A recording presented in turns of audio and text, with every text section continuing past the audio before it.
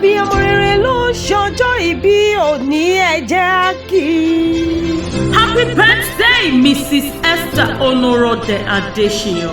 Damilola Ejiro, your caring and appreciative daughter, has this message for you. She said, thanks for being the most wonderful, strong, intelligent, prayerful, supportive, caring, and loving mother.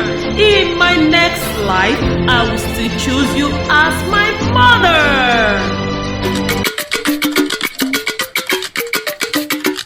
Weko wiye ogene. Yeah, yeah, yeah, yeah. Weko wiye. Yeah, yeah, yeah, yeah. Weko wiye ogene.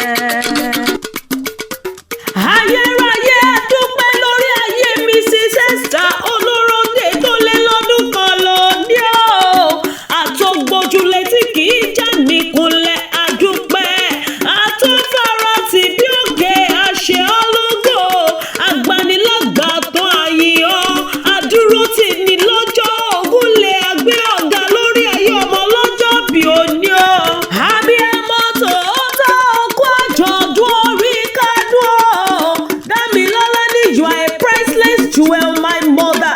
Only you are an epitome of love and kindness. You are a pillar and a rock.